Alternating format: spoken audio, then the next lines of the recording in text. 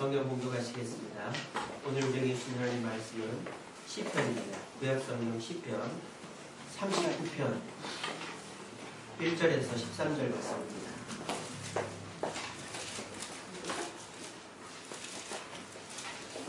구약성경 842페이지 시편 39편 1절에서 15절 말씀입니다. 13절 말씀입니다.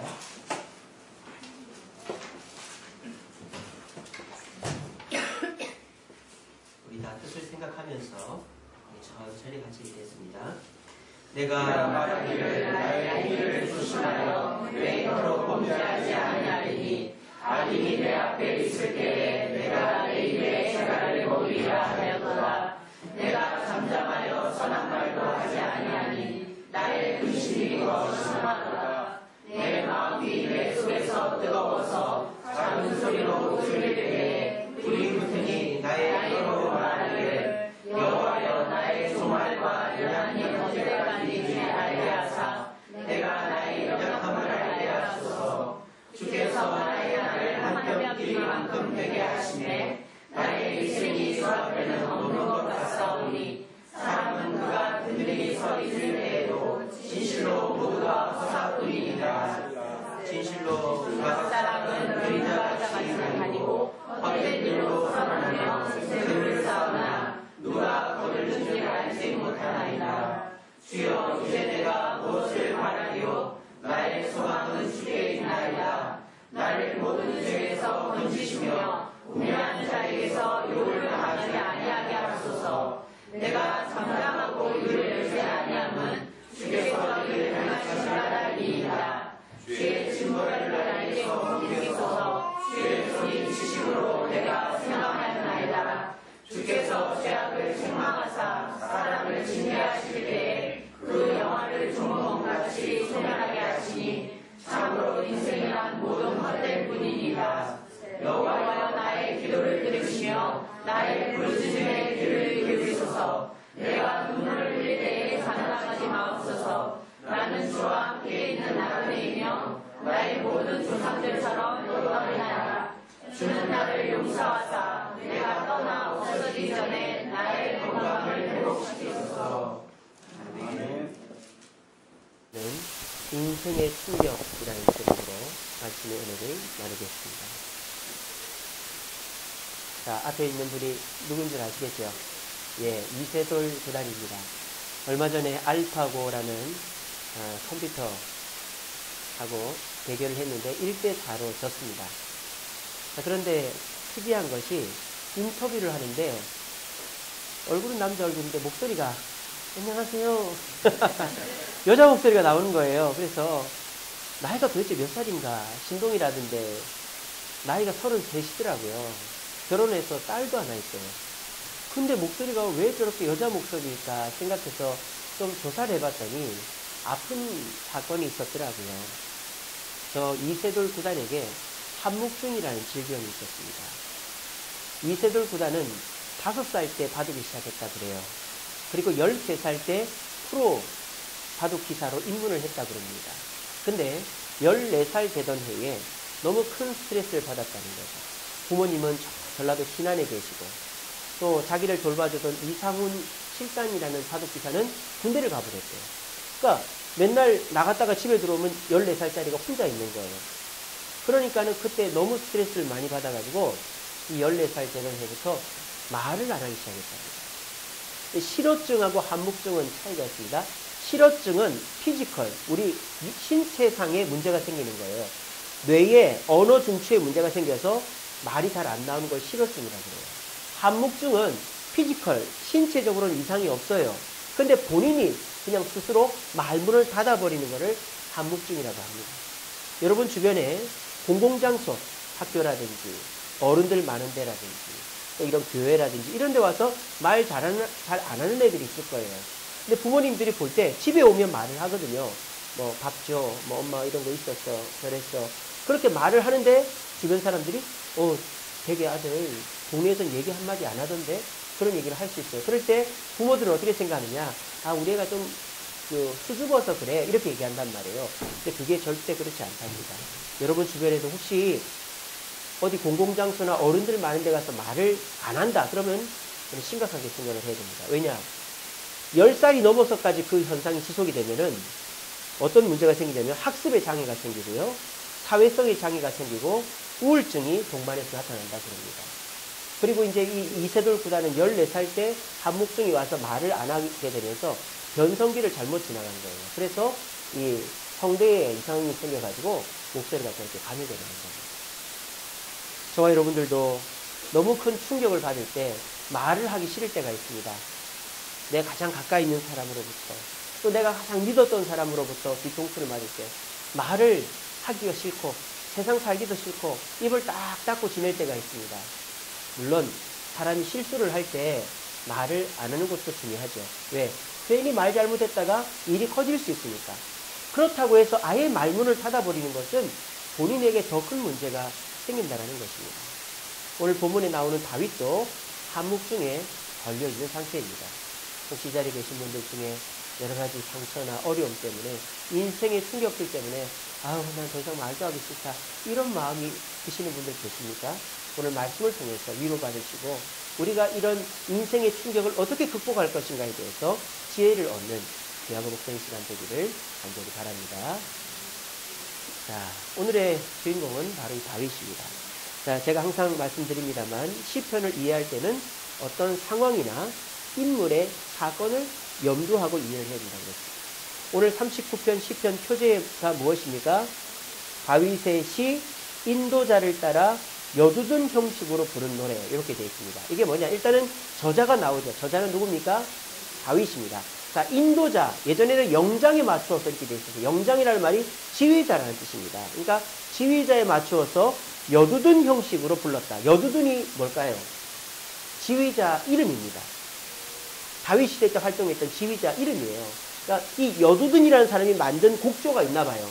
우리나라에도 보면은 유명한 작곡가들 있지 않습니까? 그런 작곡가가 만드는 거 보면은 비슷한 그런 그 흐름이 있잖아요. 우리 JYP 같은 게 공기 반, 소리 반 뭐 이런 거 하지 않습니까? 뭐 이렇게 해야 된다고 그러잖아요.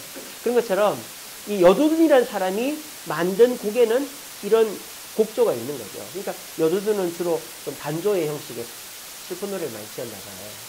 그래서 이거는 다윗 시대 때 여러 사람이 따라 불렀던 노래구나 하는 걸 짐작할 수 있습니다. 자, 그런데 딱 시작서부터 뭐라고 그럽니까? 내가 말하기를 나의 행위를 조심하여 내 혀로 범죄하지 아니하리니. 여기까지만 봤을 때에는 어떤 마음이 듭니까? 아, 다윗이 괜히 말 실수해가지고 실수할까봐 말을 조심하는가 보다. 그렇게 생각할 수 있어요. 그래서 그 뒤에 보니까 내 입에 재갈을 먹이리라. 스스로 말을 안 하는구나 하는 걸 우리가 알 수 있습니다. 그런데 이렇게 다윗이 말을 안 하니까 어떤 말까지 안 하게 됩니까? 2절에 보세요. 내가 잠잠하여 뭐도 안 한다고요? 선한 말도 하지 아니하니 뭐가 더해진다? 근심이 더해진다. 지금 다윗의 상태는 자기 입에다 자기 스스로 재갈을 물려서 말을 안 하는 상태입니다. 이거는 긍정적인 의미가 아니라 부정적인 의미입니다. 왜? 자기가 말을 안 하는 이유가 다른 데 있기 때문에. 오늘 이 다윗을 보십시오. 나이가 많아 보여요? 젊어 보여요? 많아 보이죠. 지금 다윗은 이제 노년의 이런 상황을 겪었습니다. 다윗이 왜 입을 닫았을까요?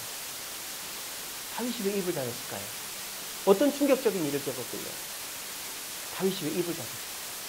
여러분, 다윗이 노년의 충격적인 일을 경험한 거 생각나는 거 없습니까? 예, 맞습니다. 압살롬. 자기의 아들 압살롬이 반란을 일으켰다가 진압되는 과정 속에 실수로 압살롬이 죽어요. 그래가지고 이 다윗이 압살롬아 하면서 울었단 말이에요. 그런데 이 다윗은 자기 아들을 죽인 신하를 벌할 수가 없어요. 왜? 자기 아들이 반란을 일으켰고 그리고 그 신하가 너무 큰 실권을 갖고 있기 때문에 더 큰 문제가 일어날까봐 아예 입을 닫아버리고 혼자서 울고 있는 겁니다. 그래서 이 다윗은 눈물로 하루하루를 보내는데 말문을 닫아버려가지고 이제는 뭐도 안 해요? 선한 말도 안 하고 근심이 더 쌓여간단 말입니다. 그래서 결과적으로 다윗이 어떻게 된지 아십니까? 맨 끝에 13절에 보면 이렇게 되어 있습니다. 내가 떠나 없어지기 전에 나의 뭐를 회복시켜달라고요? 건강을. 지금 다윗은 건강도 굉장히 안 좋아진 상태입니다. 뭐를 안 해서? 말문을 닫았죠. 우리가 말을 조심해야 된다, 말을 조심해야 된다 많이 합니다. 하지만은 우리가 어떤 충격을 받더라도 내가 누군가와 대화를 나누는 대상은 반드시 있어야 됩니다. 아내가 됐든 친구가 됐든 형제가 됐든 대화를 나누는 친구가 있을 때에 그 충격은 덜하게 되는 것입니다. 제가 지난 주간에 우리 김지영 집사님 아이들 교회로 데리고 왔습니다. 저는 걱정을 많이 했어요. 얘들이 얼마나 큰 충격을 받을까. 엄마가 죽을 수도 있는데. 근데 의외로 애들이 너무 담담하고 너무 밝은 거예요. 그래서 우리 준영이하고 준성이는 학원을 가기 때문에 교회를 못 오고 효린이, 서린이를 교회를 데리고 와서 공부도 시키고 간식도 먹이는데 애들이 너무 밝은 거예요. 엄마 곧 태어날 거예요. 우리 태어나면 지금 여행 가기로 했어요. 너무 밝은 거예요. 그 이유가 뭘까요? 쌍둥이기 때문이죠. 둘이 쌍둥이잖아요. 서로 항상 제잘제잘 조용히 하질 않아요. 항상 웃고 서로 싸울 때도 있지만 근데 얘들은 잘 안 싸워요. 왜? 공공의 적이 있거든요. 누굽니까? 자기 오빠들이에요. 오빠들하고는 머리채 잡고 싸웁니다. 효린이, 서린이 화난 거 못 보셨죠? 얼마나 무서운지 몰라요. 다 집어 던지고 막 욕도 하고 그럽니다. 근데 지들끼리는 얼마나 잘 지내는지 몰라요. 그걸 보면서 형제가 중요합니다. 사실 얼마나 두렵겠어요. 만약에 이런 가운데서 혼자 자녀가 하나다. 걔는 아마 엄마보다 스트레스 더 받을 겁니다. 또 엄마는 자기 몸보다 애 때문에 더 걱정할 거예요. 근데 오히려 지금 상황에서는 그 집에 애가 많은 것이 더 잘 됐다 싶어요. 이처럼 우리는 엄청난 충격을 받을 때 누군가와는 얘기를 할 수 있는 관계가 있거든요. 근데 우리나라가 점점 어떻게 됩니까? 1인 가구가 늘어나고 또 개인적 풍토가 늘어나다 보니까 점점 고립화되는 것입니다. 지금 우리나라가 생각해왔던 과거의 우리나라의 모습은 다 사라졌어요. 대가족 사회, 정의 문화, 또 서로 용서해주는 거. 이거 우리나라에 지금 없어요. 우리나라의 대가족이 어디 있습니까? 우리나라의 정이 어디 있습니까? 우리나라에 서로 돌봐주는 게 어디 있습니까? 미국보다도 더 서구화된 나라가 우리나라예요. 오히려 지금은 서구가 동양화되고 있고 동양이 서구화되고 있어요.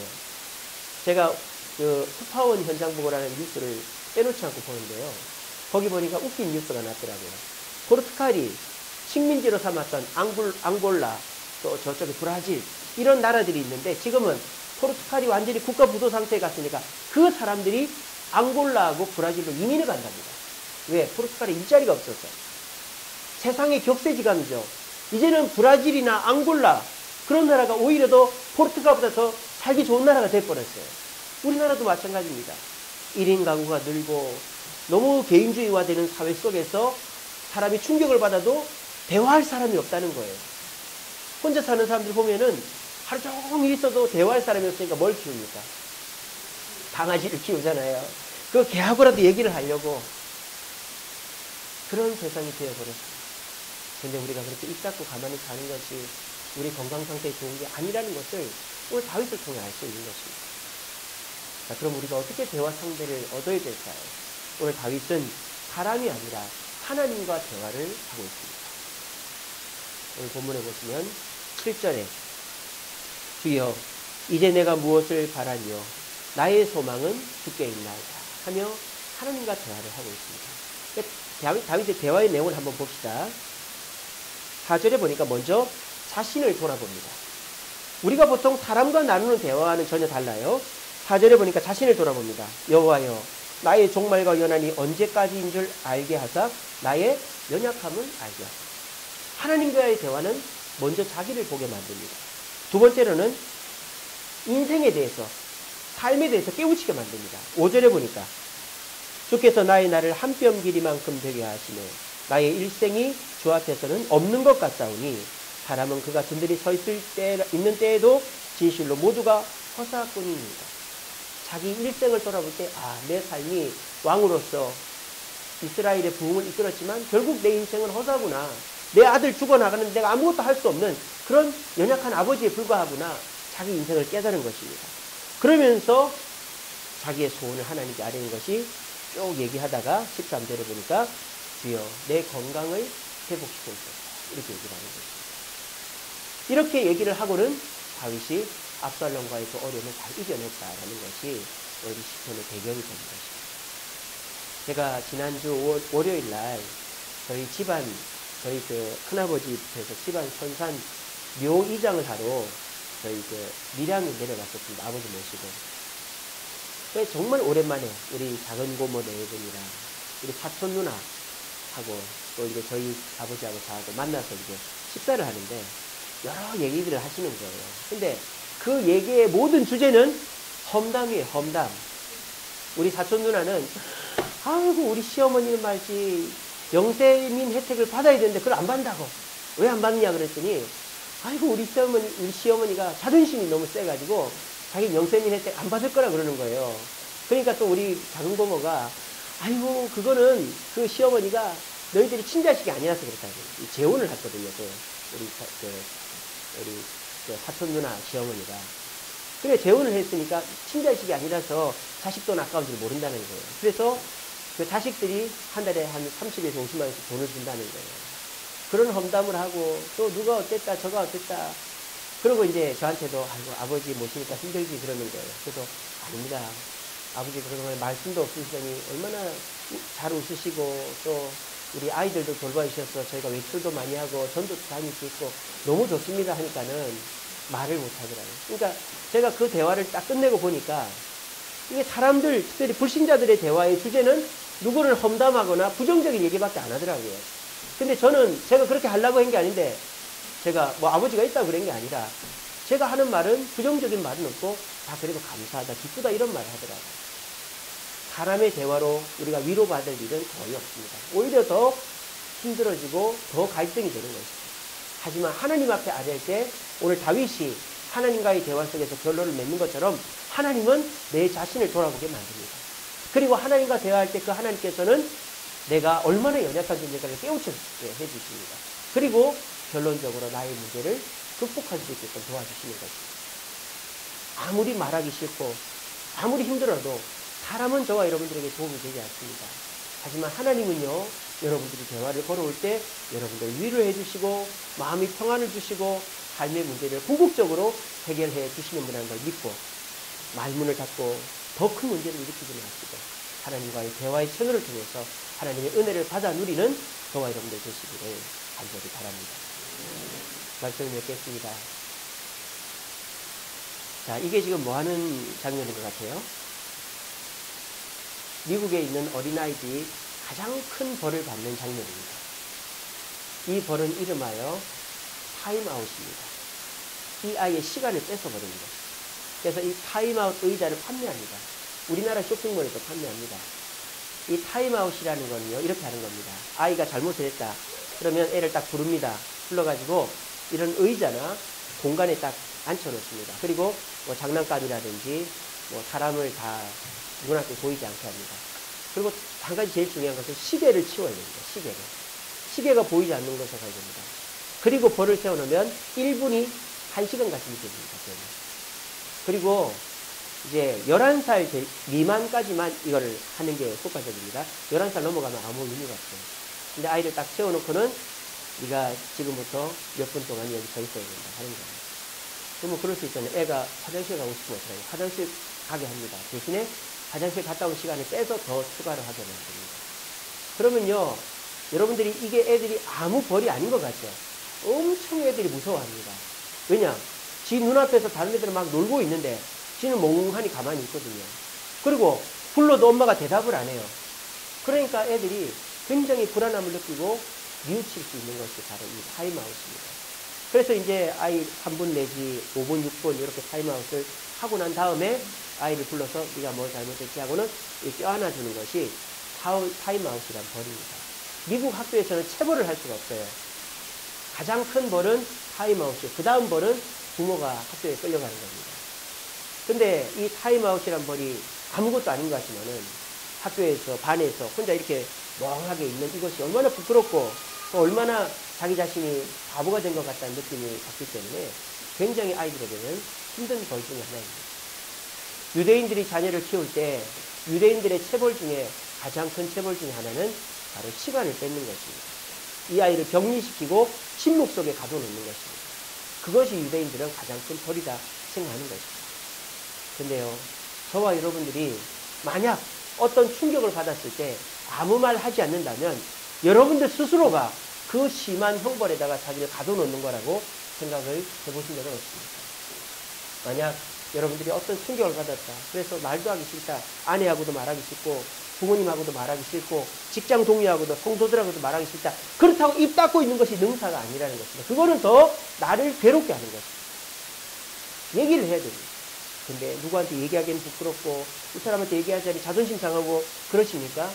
그럴 때 우리가 말을 이어갈 수 있는 유일한 대상은 하나님이시라는 것입니다. 저는 이렇게 생각합니다. 기도는 인생의 충격을 완화시켜주는 가장 좋은 장치이다. 저는 그렇게 생각합니다.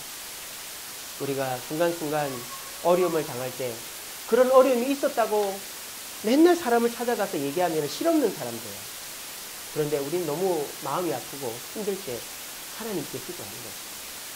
집에다가 기도의 자리를 만들든 새벽 기도를 나오든 식사 기도를 하든 어쨌든 하나님께 내 마음속에 담겨있는 그 상처를 끄집어낼 때 그 속에서 우리는 부정적인 얘기를 하지 않고 오히려 내 자신을 회복하는 얘기들을 하게 되어지는 것입니다.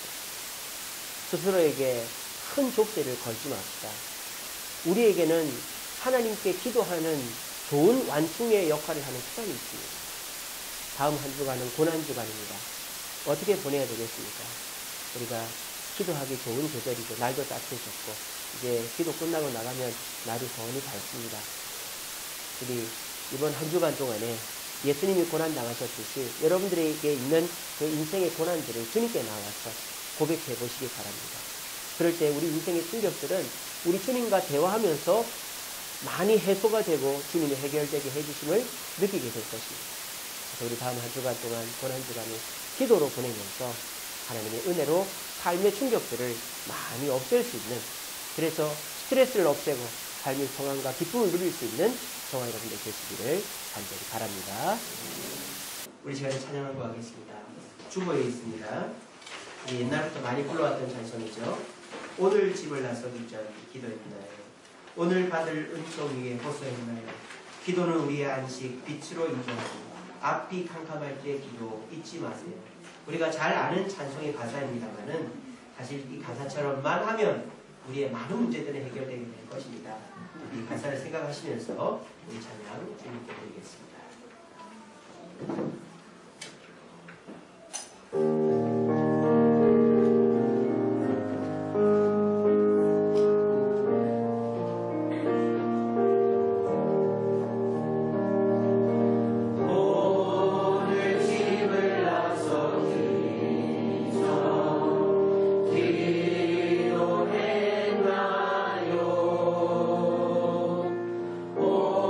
오늘 하늘은 종이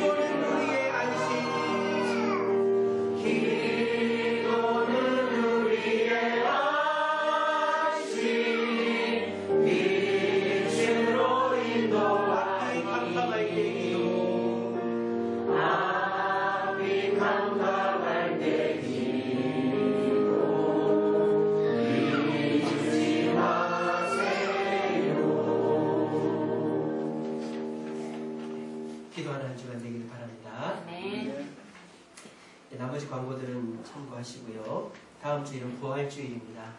우리가 마음으로 준비하면서 맞이하시고 성찬을 위해서 준비하시고 또 예물 구별하여 드리길 바랍니다. 또 다음 주일은 4월 17일 날 있을 7차 세가족 초청을 위한 작정 중입니다.